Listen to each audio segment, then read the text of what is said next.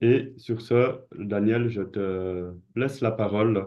Je pense on peut peut-être attendre encore une petite minute. Je vois qu'il y a des gens qui arrivent maintenant encore en ligne. Du coup, on va attendre une petite minute pour être sûr que tout le monde soit là. Et ensuite, on attaquera. Oui, bien sûr. Merci beaucoup pour l'introduction. Alexis, vous m'entendez bien? Pour moi, c'est tout bon. Les autres, ça va au niveau du son? Oui, Parfait. Très bien.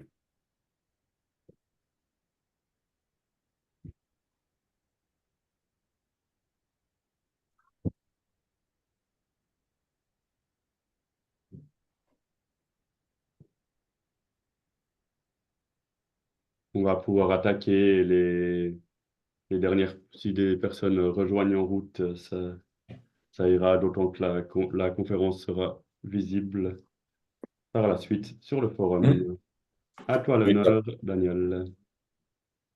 d'accord. Alors, c'est mon plaisir de vous présenter une petite explication sur la détermination de la couleur de l'eau turquoise dans le lac Léman avec l'échelle de Forel-Houlet. Alors, c'est la chose que vous avez sur la boîte de la disque Secchi et les valeurs entre 1 et 22, je pense que vous pouvez transmettre avec l'application Eyes on Water. Je vais expliquer ça à base des images du satellite Sentinel-2. J'ai ici une petite série avec des images prises cet été. Le premier que j'ai choisi est du 27 du juin, où vous voyez deux lieux ici entre Morges et Saint-Sulpice, et puis près du Rhône, où vous voyez que l'eau devient très lumineuse. C'est cette couleur forte turquoise que les bénévoles ont noté qui est assez difficile à déterminer avec l'échelle. Vous voyez puis qu'il y a des différentes nuances du turquoise, mais la plupart du lac est assez bleu et plus sombre en couleur. Puis 20 jours plus tard, euh, la région a grandi un peu. Alors maintenant, c'est presque la moitié du lac qui a ce teinte turquoise. Ça continue au 27 du juillet, c'était la coloration la plus intensive. Puis ça diminue un peu. Vous voyez toujours la Rhône, c'est une des sources parce que la couleur vient de la rétrodiffusion de particules inorganiques. Alors ça veut dire que tous les particules érodées de la montagne qui entrent vers le Rhône sont une source, puis la resuspension, par exemple, dans le premier cas, entre Morges et Saint-Sulpice, c'est aussi une autre source s'il y a de l'érosion ou sur une plage, par exemple. Puis ça diminue alors un peu plus, mais j'étais très heureuse de découvrir cette image du jour avant-hier. Alors c'est toujours présent. Maintenant, le turquoise se trouve plutôt dans l'est du lac. Mais j'ai choisi cette image parce qu'on a un gradient très fort entre l'eau turquoise et l'eau plus bleue.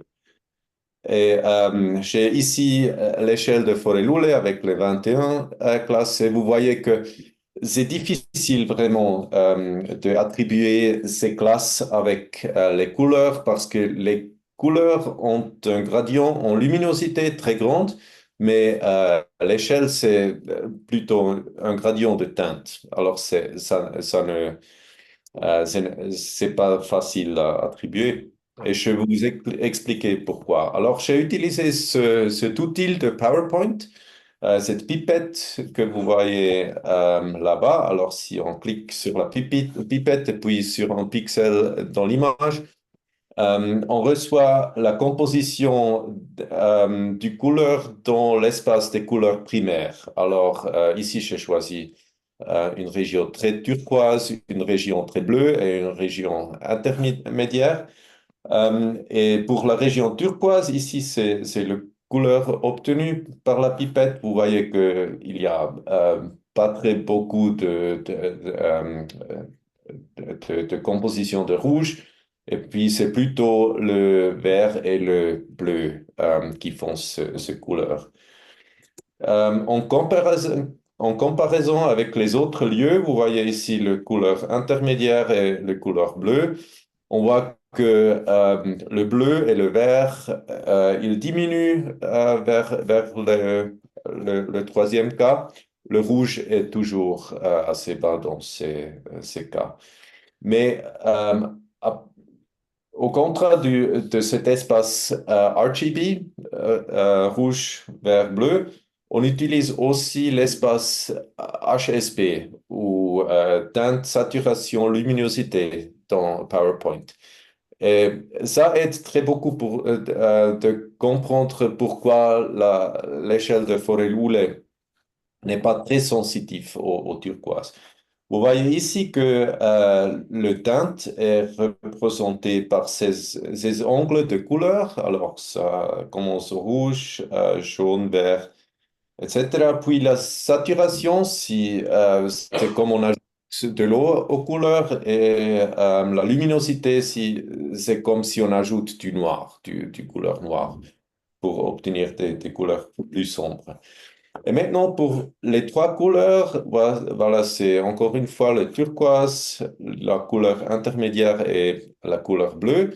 Vous voyez que cet angle de couleur qui exprime le teinte ne change pas trop. Alors, c'est entre 185 à 200.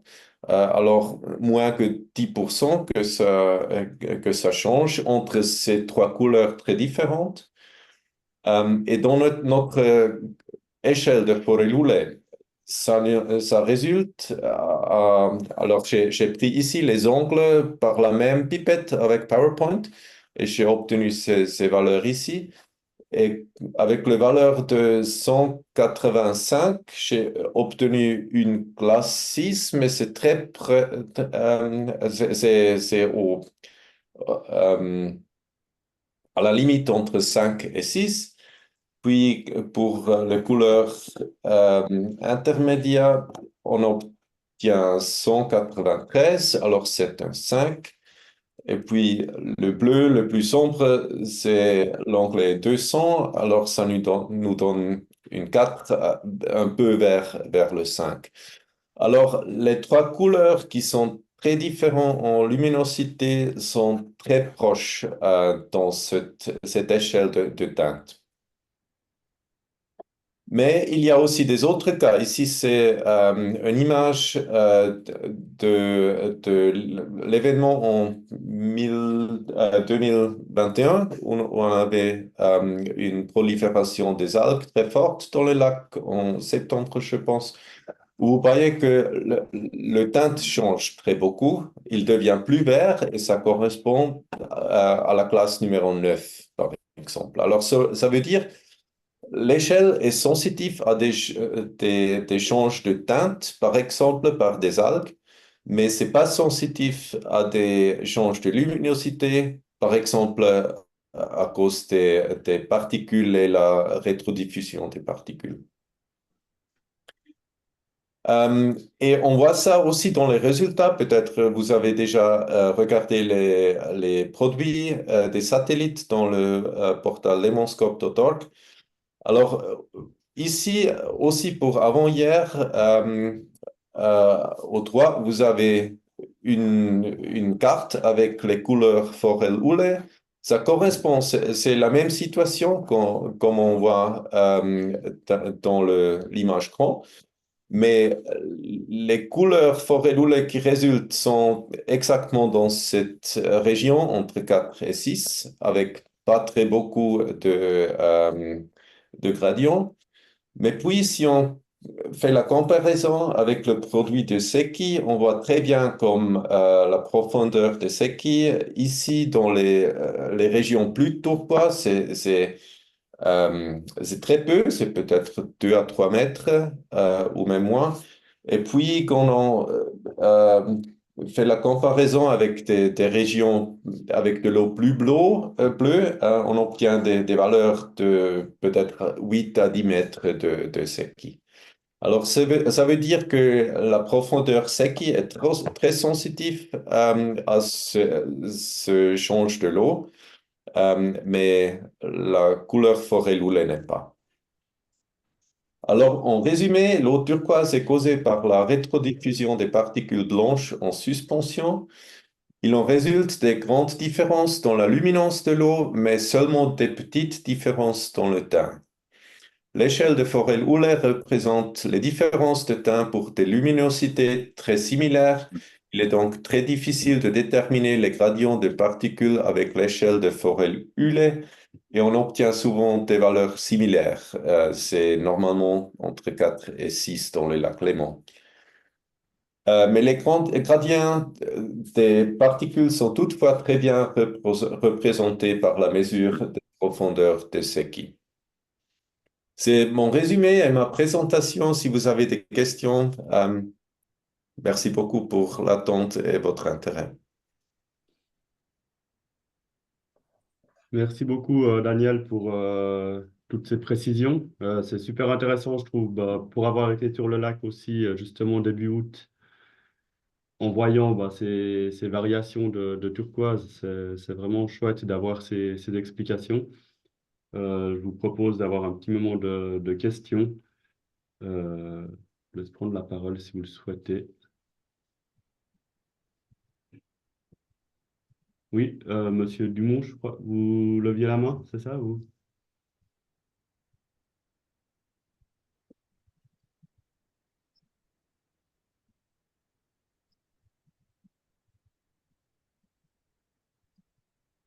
Pas de questions, Oui, tout ouais, est peut-être. clair? Moi, j'en ai Oui, une, si vous me voyez. oui, Bonjour. Merci à M. Odermatt. Sa présentation était claire. Elle résume effectivement les difficultés que j'ai. J'en ai fait toute une série un petit peu sur tout le lac parce que je navigue énormément. Et j'ai beaucoup de difficultés avec le disque qu'on nous a fourni avec la sonde SETI, hein. Le disque de couleur, c'est très difficile parce que souvent c'est beaucoup plus sombre quand on se met à l'ombre. C'est déjà aussi difficile de ne pas avoir de reflet de l'eau. J'ai un bateau assez grand, donc j'essaye toujours de me mettre sous le soleil pour avoir une zone d'ombre, mais il y a malgré tout, tant que le lac n'est pas très calme, il faudrait que le lac soit d'huile, comme on dit, pour pouvoir avoir une mesure que je qualifierais de représentative. J'arrive difficilement à faire une échelle entre le disque qu'on nous donne et la couleur que je photographie, au fait. Et c'est pas la teinte, c'est plutôt effectivement la luminance, au fait, qui perturbe énormément et qui rend difficile, souvent entre 6 et 8, j'ai même des difficultés, hein. Hmm. Oui, je pense que cet été peut-être aussi, je pense qu'il n'y avait pas des proliférations fortes des algues et c'est pour ça qu'on n'avait pas des situations avec des teintes très différentes. Très bien, ouais. Je pense que peut-être l'année prochaine, si la situation est différente, peut-être que aussi l'expérience avec l'échelle sera un peu différente. Ouais, mais effectivement, la profondeur alors est très caractéristique. Ça Oui. varie entre 12 et 2,50 m, hein, ça c'est...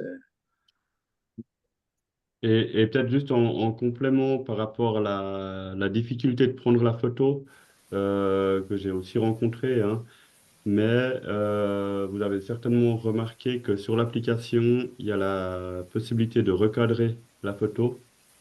Donc même si sur la première photo, enfin, sur la prise de vue globale, il y a des petites zones d'ombre ou de reflets ou autres, vous pouvez vraiment resserrer la Oui, prise alors de je le fais vue. déjà quand je fais la photo, je zoome déjà. Oui, oui. Je fais Alors, une photo avec un zoom, comme ça je suis sûr d'avoir une couleur à peu près unie Oui, Mais au moment où il faut comparer, quand on appuie, l'application nous propose ces bandes là, de couleurs, elles correspondent pas du tout à la couleur de l'eau. Il faudrait qu'on puisse nous mettre les chiffres, parce que c'est peut-être une critique que je ferai avec cette application.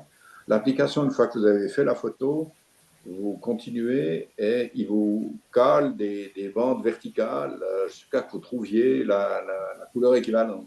ouais. Et ces bandes-là, elles ne sont pas numérotées. Alors ça, Donc, c'est un retour que je s'il y pourrais avait, faire. ouais, s'il y avait le numéro, ça pourrait, en regardant le disque, dire ah non, c'est plutôt 7 que 9. Enfin bref, on pourrait mieux affiner. Parce que ces bandes ne sont pas du tout dans la luminance de la photo. Donc, la couleur est difficile à déterminer, en fait. Alors ça, c'est des retours qu'on peut, j'imagine, Daniel, qu'on peut tout à fait faire aux développeurs de l'application Oui. C'est pour de peut-être joindre, effectivement ajouter, parce ajouter les que chiffres à côté. voilà, et surtout qu'il y a plusieurs bandes, enfin, plusieurs cases de couleurs qui vont correspondre au même Voilà. chiffre final. Oui, Donc ça pourrait être intéressant là où il y a le petit plus actuellement, voilà, d'avoir plutôt le chiffre qui exactement. s'affiche.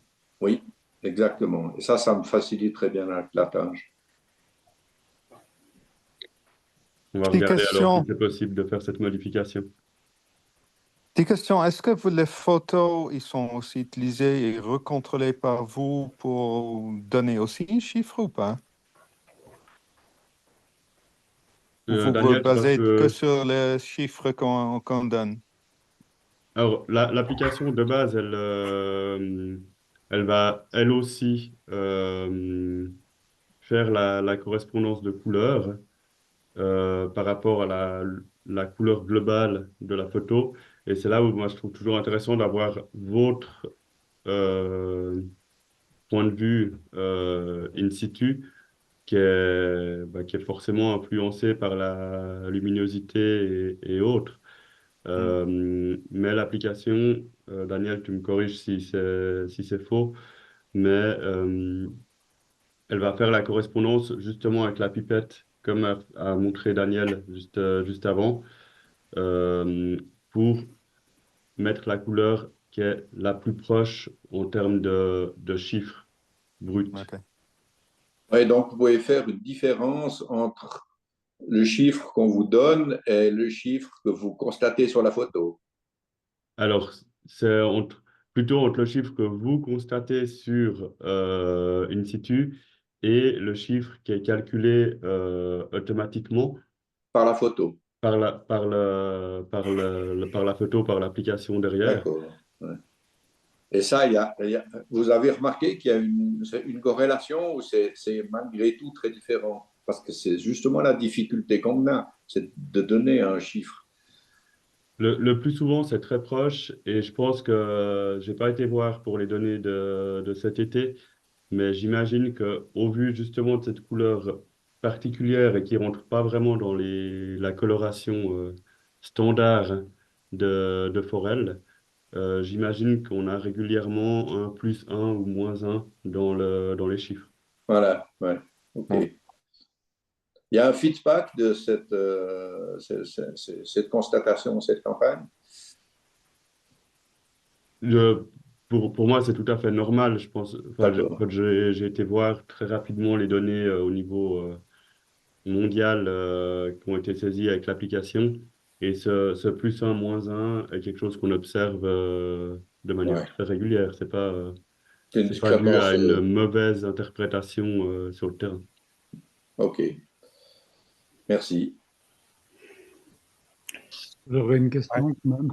Vous dites qu'on peut recadrer la photo quand on la prend avec l'application, mais est-ce que vous pouvez le faire aussi? Parce que personnellement, je vais sur le lac en paddle, c'est des fois assez sportif de simplement tenir sur la planche quand on fait de la photo.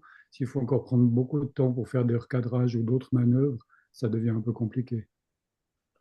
Alors, malheureusement, nous, on ne peut pas retoucher du tout vos données après coup. Euh, une fois que la donnée est saisie, et les saisies. Et c'est peut-être le petit bémol, mais qui permet la saisie GPS de manière certaine, c'est qu'on ne peut pas charger une photo. On est obligé de prendre la photo en direct au moment d'ouverture de l'application. C'est une des raisons pour lesquelles c'est préférable de zoomer avant de Ouais. faire la photo, en fait. Mais alors, effectivement, l'idée de zoomer pour prendre la photo peut permettre d'éviter la nécessité de recadrer. Ouais. Oui. Ça élimine les reflets, au fait. On choisit sa petite zone, mais ça peut être une zone de 30-40 cm en zoomant. Donc, ça permet de choisir une zone sans reflet. Parce que l'ombre et le soleil, c'est pas toujours évident. Non, effectivement. Bonjour, j'ai une petite question concernant l'application. Lorsqu'effectivement, il est mentionné, il y a un petit onglet qui permet d'activer si on voit le fond ou pas. Mais Oui. je dirais que si on clique qu'on voit le fond, ça veut dire que la mesure de c'est qui est nulle, parce qu'effectivement, le disque, de toute façon, on le verra. C'est tout à fait juste. C'est une question piège pour valider les données. Ah, d'accord. Ok, ah ouais, donc c'est bien ça, c'est bien ce que je me disais. Du moment qu'on voit le fond, bah, la valeur qu'on met dedans ne compte Dont pas. la valeur de Seki ne sera pas possible à prendre puisque le disque ne va jamais disparaître si vous C'est voyez ça. le fond. Ah Et ouais, donc la c'est la valeur de question piège, ok, couleur j'ai compris. est invalide également puisque c'est la couleur du fond qui va fortement influencer la couleur mesurée. Oui, à ça, je peux aussi commenter que nous sommes en train de contrôler la qualité des mesures. Et une des choses qu'on fait, c'est de prendre la bathymétrie d'une carte de bathymétrie. Peut-être vous connaissez les données qu'on peut télécharger par Swisstopo, par exemple, où nous allons extracter de la position de chaque mesure, la profondeur de la carte de bathymétrie, et puis on peut comparer ça avec la profondeur de ce qui. Alors ça nous donne aussi une, une- un instrument pour contrôler si les mesures de ce qui sont très grandes, par exemple. Donc, en effet, on ne peut pas mesurer quand on voit le fond. Ces données, ils ne servent à rien. Alors, vous le verrez tout de suite, en fait, avec le disque de Seki, que la mesure n'est pas possible puisqu'il ne va pas disparaître. Et effectivement, il faut toujours aller suffisamment loin pour ne plus voir le fond. Mais aussi pour le couleur. Même pour la Oui. couleur, oui. Donc, parce que souvent aussi, on prend juste le couleur. Et donc, ça sert à rien si on peut voir le fond C'est ça, puisqu'en fait, on va pas mesurer la couleur de l'eau, mais la couleur du du fond, quoi. fond. OK. Ouais, merci. Et du coup, encore une petite question. Donc, vous, les valeurs, les mesures les plus pertinentes sont quand même celles qui sont plus liées au pourtour du lac. Il y a un intérêt prononcé là-dessus, c'est bien ça, toujours, ou bien que par rapport au milieu du lac. Alors, Daniel, je te laisse peut-être répondre à cette question, et puis après, on prendra la question de Sylvain Baron. Oui, alors pour la question, c'était si les mesures prises aux côtés du lac sont plus utilisées que ceux du centre, c'est vrai? Alors pour nous, c'est l'exception qu'on a autant de mesures du côté parce que normalement, en limnologie, on des mesures au lieu le plus profond du lac, alors au centre du lac Léman. Et ça, on a fait la majorité de la validation jusqu'à maintenant. Au Léman, il y a aussi ces plateformes, l'Explore. C'est assez proche du côté, mais c'est seulement un lieu. Et avec les données de Lémanscope, nous avons finalement des données de chaque bar, chaque baie, baie du Léman.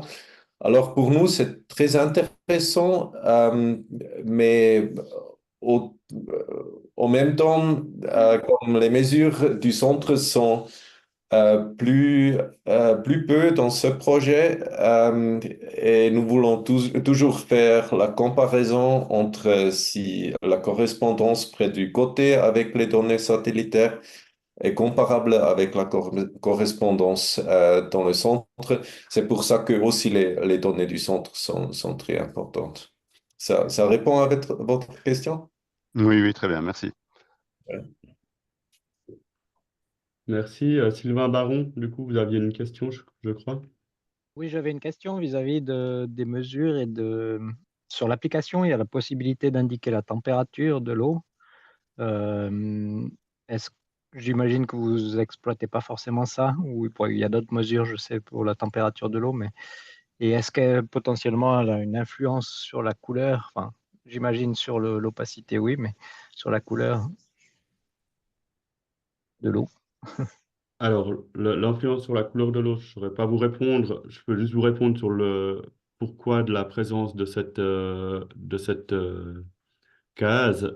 C'est donc une application qui a été adaptée pour le projet Lemonscope, mais qui existe au niveau mondial, où il recommande aussi la prise de la température. Donc, c'était trop compliqué de l'enlever, mais dans le cadre du projet, c'est pas nécessaire de l'indiquer. Par contre, Daniel, peut-être tu peux compléter sur l'influence que la température pourrait avoir sur la couleur. Oui, il n'y a pas d'influence de la température ni la salinité, par exemple. Il y a des très petits effets qu'on peut mesurer dans le laboratoire, par exemple, mais pas dans l'environnement. Euh, il y a des associations qu'on pense que peut-être les eaux plus claires ou plus turquoises sont plus froides que les eaux avec beaucoup d'alges, mais ce sont des effets secondaires. Ça veut dire que dans l'eau il y a plus de productivité, alors il y a un effet que souvent ces eaux sont plus verts, je dirais. Mais ce sont tous des effets secondaires, bien sûr. Donc, Et si je résume, ça ne Potentiellement. sert à rien de prendre la température. Pardon, je Ah, sais dans pas. ce pro- Si je résume, ça ne sert à rien que nous prenions d'indiquer. la température. Non, au moment parce que si vous prenez des mesures de température, c'est pas l'objectif de tout le projet. Alors peut-être qu'on reçoit très peu de ces mesures, mais ça serait trop peu pour faire des comparaisons avec des données du satellite. En général, il y a des produits sur la température de l'eau à la surface du lac obtenus par des satellites. Alors, c'est possible de faire ces comparaisons, euh, mais ce n'est pas dans les objectifs de ce projet.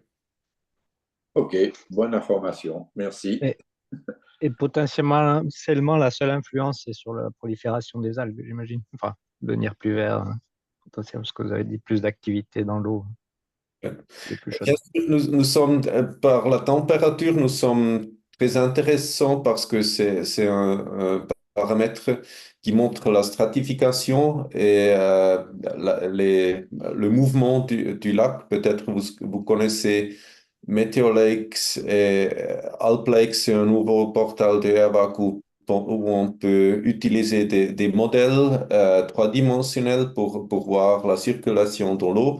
Et c'est pour ces modèles que mon copain Damien Bouffard utilise des températures, des mesures de température du lac.